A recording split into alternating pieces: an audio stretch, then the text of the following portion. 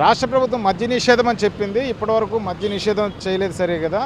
ఎక్కడ చూసినా మద్యం ఏర్లై పారుతుంది కదా. మీరేమంటారు సార్? వికలాంగులుగా వైజాగ్ ప్రస్తుతం ఉత్తరాంధ్రలో మీరు చూస్తున్న పరిస్థితులు ఎలా ఉన్నాయి?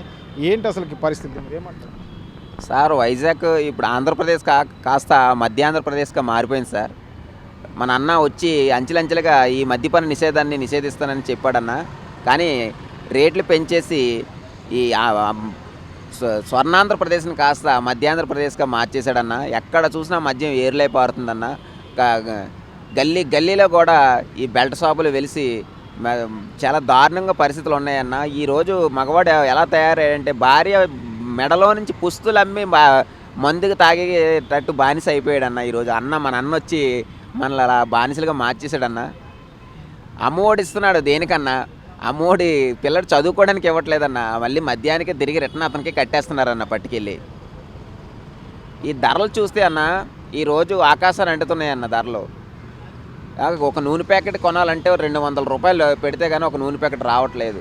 నిత్యావసర సరుకులు విపరీతంగా పెరిగిపోయాయి.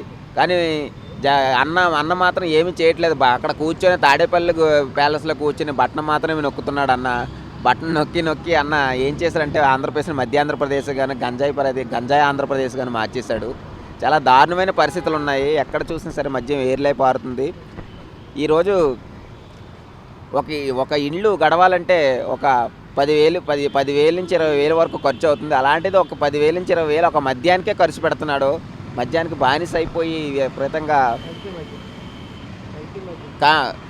విపరీతం బానిస అయిపోయి ఎక్కడా లేని విధంగా ఆంధ్రప్రదేశ్లో మాత్రమే కల్తీ మద్యం ఏర్లై పారుతుందన్న. ఎక్కడ లేని బ్రాండ్లు కూడా వచ్చేసి ఈరోజు ప్రజల యొక్క ఆరోగ్యంతో ఆడుకుంటాడన్న. మరి ఎలా ఓట్లు వేసుకుని 175కి 170 సీట్లు ఎలా గెలుస్తాడో నాకేం అర్థం కాదు.